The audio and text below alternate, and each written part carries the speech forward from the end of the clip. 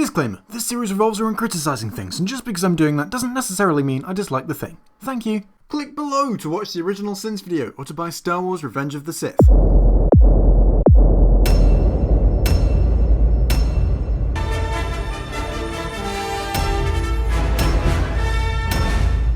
In case you don't know, CinemaSins split their video on Revenge of the Sith into two parts. This is my video on their part 2.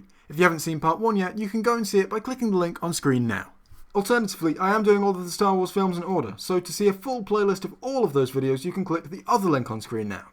This is all we see of Yoda during this entire section of the movie. He just feels something is wrong. He doesn't do anything that ever makes us appreciate the character from Empire Strikes Back. The guy who told us do not try is the least doing character in this entire trilogy. Your callback to Empire would make sense, except Yoda isn't actually really trying either. Execute Order 66.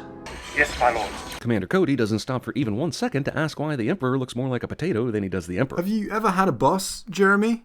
Execute Order 66. Yes, my lord.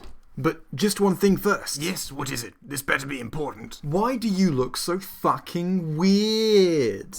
What planet is this? What Jedi is this? You don't care. I don't care. I don't even think Lucas cares, as long as it looks pretty. That's Ki Adi-Mundi. I think that's how you say it. I've only ever read about him. Anyway, despite never being a focus, he has been a presence throughout the prequel trilogy. His story wasn't really explored in the films because they're not about him. But by the time this came out, big Star Wars dweebs did know who he was, and had seen many of his exploits in spin-off media. Also, it doesn't really matter who this Jedi is anyway. In a montage of the Jedi getting wiped out, we don't need to know who the individuals are to understand what's happening. Dumbass Jedi does not eject. Ejector seats are rarely useful in spaceships. The ship is damaged! I know, I'll eject! And now I'm floating dead in the cold vacuum of space. This really is an improvement on my previous situation. CGI is fun! Whee! Not only is CGI fun, it's also pretty much the only way you could have plausibly executed a battle scene like this. They took forever to kill him, and now I'm supposed to have a boner because Yoda killed 2 guys. Oh, hello. I seem to have been transported to a strange place with an overabundance of the letter U. Anyway, Jeremy says boner. That is all. Ah! It's the 501st! Battlefront 2 nerds unite! If I had told you at the outset that 2 of the 3 prequel movies would contain scenes of Obi-Wan swimming underwater, would you have believed me? Because I don't think you would have. I really don't think I would have cared enough to consider whether or not I believed you. Like, is this the kind of thing that you genuinely think is interesting or surprising? Like, I could see you at a party going, yeah, that story you just told was cool and all, but do you know how many of the 3 Star Wars prequels have Obi-Wan using apparatus to breathe underwater in them? Guess. It'll shock you. 2. 2 of the 3. Like, honestly, man, I don't think it would even be something noteworthy if all 3 of them included scenes of Obi-Wan breathing underwater using breathing apparatus. Sir, no one could have survived that fall. In real life, almost everyone thinks there's at least a small chance someone could survive a fall like that. In the movies, all the bad guys are 100% sure no one can survive a fall like that. You definitely say the phrase, a fall like that, as if you're quoting the clone troopers, but they said that fall. Now, maybe I'm getting ahead of myself with my assumptions here, but I totally think that the reason for that is that you just took notes for this scene and didn't actually write down what the phrasing was that they used. And then instead of actually going back to check, you just guessed. Who the said, yeah, definitely need to build an outpost on this moon? Hi, sorry, me again. Mustafar is a planet, not a moon. And second, that would be the Kleger Mining Corporation initially and Darth Vader eventually, as Mustafar's core contained a conduit for the dark side of the Force. Okay, I'm out for real now. Alright, now where are those biscuits you promised me? They better not be cookies, goddammit. Anakin kills the 33 people necessary in order to attain orange eyes. Yes. Orange. That's definitely what that color is. You have done well, my new apprentice. Good of the Emperor to say this in perfect view of the security recordings. Don't the security recordings cover, everywhere? Like, the fact that only this small circle is being shown by the hologram doesn't mean that that's the only part it recorded. You do know that, right? Why doesn't Obi-Wan just play the incriminating security video of Anakin killing children for her? Because of tact being a thing that exists. You know, he could just spend the 5 minutes it takes to convince her of this using his words, and just, tell her what's happened, and obviously she's not going to believe it at first, but eventually she'll come round, and that'll be fine. Or he could just rock up and be like, hey Padme, watch this video, and she's like, hey, what's this? Oh my fucking god, what the fuck? And then she'd be traumatized for life. So she'd be traumatized for the next 3 hours.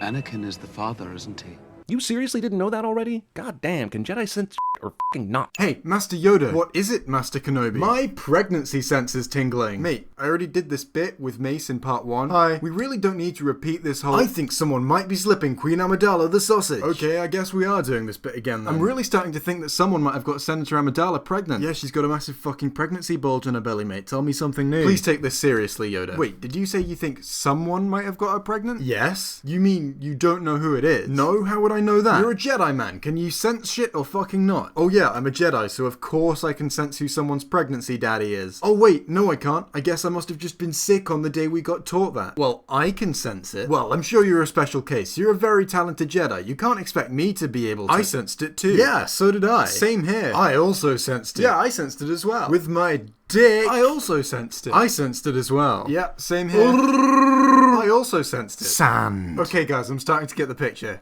But you can't seriously be telling me you can all sense who someone's pregnancy daddy is just using the Force. Like, that's such a specific thing to be able to do. Why would you learn that? I don't know, man. Just Jeremy seems to think if you can sense anything, you should be able to sense that. So, well, that's dumb. Yes.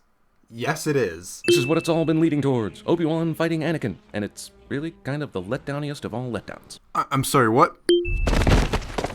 Man, if only we could have had some of this Yoda 2 movies ago. Hell, under this trilogy's structure, it practically demanded Yoda be terrible at Yodaing until way later. If until now Yoda's been terrible at Yodaing, explain this. Remember this scene from the end of the last movie? Like, what would you call this if not Yoda being good at Yodaing? Also, even if we didn't get that in the last movie, that would be okay. Something big that the audience definitely wants, like seeing Yoda in a duel, is a great thing to leave until the climax. Have you never heard of rising action? It's a fundamental aspect of storytelling. Anakin's robotic arm somehow isn't strong enough to just crush Obi-Wan's throat. Yeah, just like robotic arms that we have in real life wouldn't be strong enough to do that. Yoda can catch the Sith lightning in his hands, proving his badassery. But eventually he falls, and another fall takes him out of the action. You assume temporarily. But the movie cuts back to the Anakin-Obi-Wan fight and basically makes you forget that Yoda has options to get back in the fight. For example, elevators, stairs, the Force. Instead, the next time we see Yoda, he's crawling through a wiring duct as if he's totally defeated. Maybe now he's got an idea of the threat level that Darth Sidious presents, and has decided that he's not strong enough to take him on. Seems pretty reasonable to me. Even if Yoda could get back in the fight, why would he want to if he thought he was going to lose? Because Lucas only has so many ideas, here's a hero after a near defeat falling from the bottom of a hovering space building into an awaiting rescue ship driven by the handsome minority side character. In case you haven't seen Empire Strikes Back. To me, and probably to everyone else watching, this doesn't seem like a recycled idea. This seems like a coincidence. I doubt that this is the scene that the rest of the plot was written around. Like, Lucas is going, I really need to get the minority side character rescuing the hero. Again, just that's the best part of Empire. So we need to write this script around that idea. Just make sure that that happens. Nah, it seems to me like you noticed a similarity between the two films, and then didn't give it much more thought beyond that. Wait, aren't they powering their pieces of metal junk to fly over this lava pit? Seems like this is a talent that could have gotten a lot more use over time. Basically, this means you can fly, as long as you have a thing underneath you. Judging by the fact that there are other floating bits of metal in the area that don't have Force users standing on them, I'm guessing that means that the metal bits are powering themselves. Actually fight me. I'll definitely win. I'm really good in fights. I have the power of God and anime on my side. It was said that you would destroy the Sith, not join them! You're still on about that? Yes, he just burned Anakin almost to death because that was his last option, and that's literally still happening right now. Why would he still be going on about that? Stupidly, Obi-Wan takes pity on his former student and walks away before confirming his death. I agree that that's probably not the smartest idea in the world. However, you think that that counts as taking pity on someone? Just leaving them to burn to death instead of ending it quickly for them? Man, you have a pretty fucked up idea of what mercy is. Medically, she's completely healthy. Are there really no human doctors left in this world? Everyone here gets treated by a Big Hero 6 dressed in Johnny 5 clothing. It's entirely believable to me that droids might be better at medicine than humans are. For reasons we can't explain, we are losing her. It's called the She Wasn't in the Original Trilogy disease. Actually, she was mentioned in the original trilogy by Leia, who claimed to actually remember her, so keeping her alive at this point would definitely make sense, and killing her off doesn't. I'm going to add a miscent for that. We must take them somewhere where the Sith will not sense their presence. We'll take Luke to somewhere like, I don't know, Anakin's old home planet. Why the hell not? Tatooine isn't the worst place to hide Luke. First of all, the Sith would most likely not expect that. Secondly, I doubt Vader would want to go back to a place where he has so many traumatic memories. And third, Vader definitely won't want to go back there because it's full of sand. Jar Jar is extra sad about his own part in the fall of the prequels. I mean Empire. Do you mean Empire? I'm fairly sure Jar Jar didn't have a part in the fall of the Empire. And even if he did have a part in it and that made him sad, it would be especially weird for him to be sad about it now because the Empire doesn't fall for another 19 years. Discount long distance not actually Peter Cushing. First of all, if I didn't know when this movie came out, I would totally believe that was Peter Cushing. And secondly, yes, obviously they wouldn't get Peter Cushing to do that. He's dead. Third, they never mention him by name in this, so the only way you can really tell he's supposed to be Peter Cushing is because of how much he looks like Peter Cushing. Which, I don't know, kind of goes against the point you were making that this guy doesn't look like Peter Cushing. Isn't Vader still badly burned? Did they ever give him anything for that?